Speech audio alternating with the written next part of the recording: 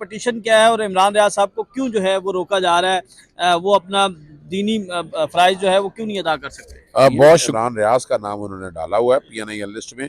वो बकायदा मैंने वेरीफाई करके तस्दीक करके इसलिए आईनी दरखास्त दायर की है। इमरान रियाज का क्या कसूर है?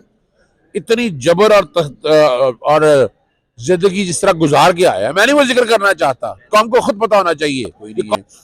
पाकिस्तान में बुनियादी हकूक रोक दिए गए हैं, पाँव के नीचे नहीं है, लगता ढेरों मन पत्थर डाल दिए वहां।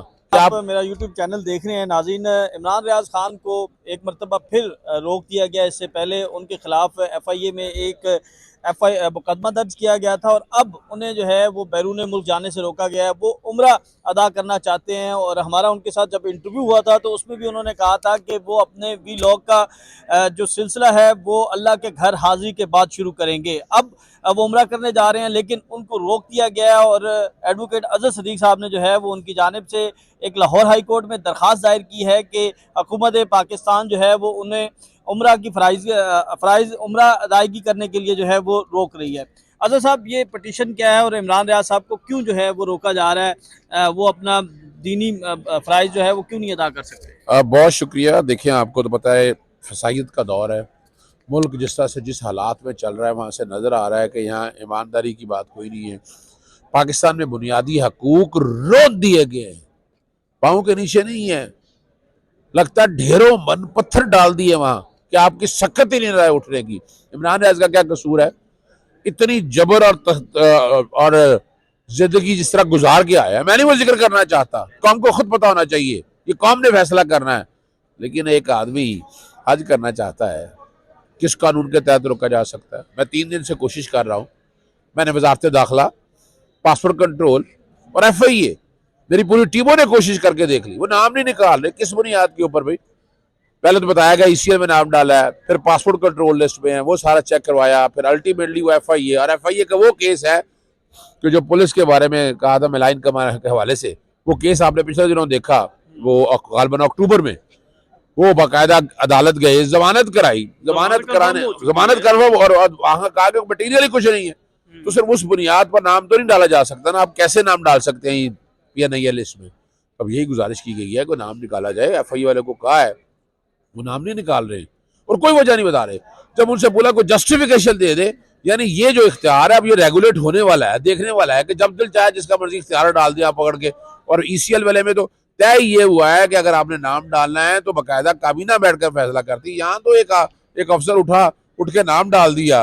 और बुनियादी हक जो आर्टिकल 9 है, 14 है, 16 है, 17 है, 18 है, ये सारे के सारे आर्टिकल आपने जेबटाइज कर दिया, आपने इनको हवा में मुअल्लक कर दिया है और पत्थरों के नीचे फेंक दिया। इसलिए अब लाहौर हाईकोर्ट में दरखास्त दायर की है, कोशिश कर रहे हैं कि आज ही, कह रहे हैं कि आज ही समाअत के लिए मुकर्रर हो और आज ही दरखास्त दी जाए। ठीक हो गया। अब ये बताइएगा कि नाम जो है वो उनका, वो खुद अकेले जा रहे हैं उम्रा करने के लिए या फैमिली के साथ? पूरी फैमिली जा रही है, वालिद साहब जा रहे हैं, उनके बच्चे जा रहे हैं, उनकी मिसेज जा रही हैं। और मकसद बड़ा, देखिए बात बड़ी सीधी सी है, हम कोई एहसान नहीं कर रहे, मेरा हक है, मेरा दीन इजाजत देता है इस बात की। ये कौन होते हैं मुझे दीनी फैसले रोकने वाले?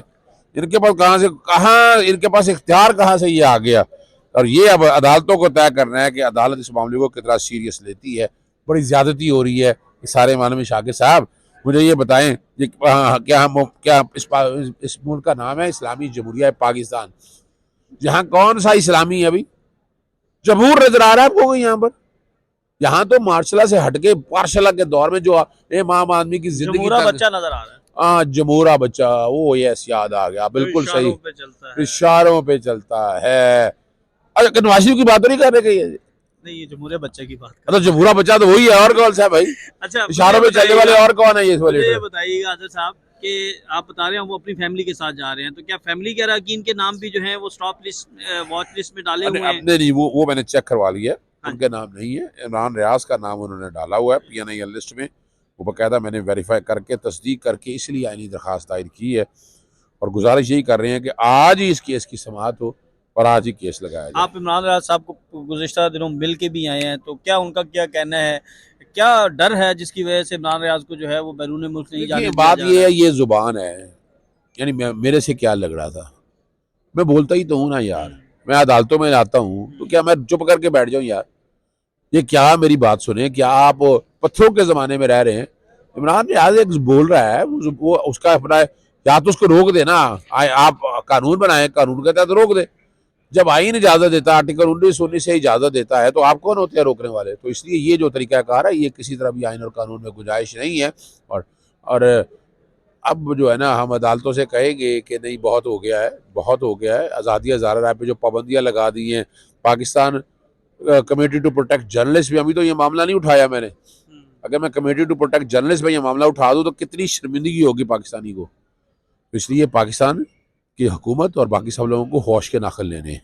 जी बिल्कुल, एडवोकेट अजहर सिद्दीकी हमारे साथ मौजूद थे और इनका ये कहना है कि इन्होंने लाहौर हाई कोर्ट में इमरान रियाज खान की जानिब से एक दरख्वास्त दायर की है, जिसमें ये मौक़िफ़ इख्तियार किया गया है कि उनका नाम PNI लिस्ट से निकाला जाए और वो उम्रा अदा करने के लिए सऊदी अरब जाना चाहते हैं, और जिसके लिए इजाज़त नहीं दी जा रही, और अदालत से ये इस्तदा की है कि अदालत उनका नाम निकालने का हुक्म दे और उन्हें उम्रा अदा करने का भी हुक्म दे, ताकि उन्हें रोका ना जा सके। तो आज ही उम्मीद की जा रही है कि इस दरख्वास्त पर समाअत होगी, तो समाअत का अहवाल जो है वो हम आपको जब अदालत समाअत करेगी तो उसके बाद देंगे। हमें इजाज़त दें, अल्लाह हाफ़िज़।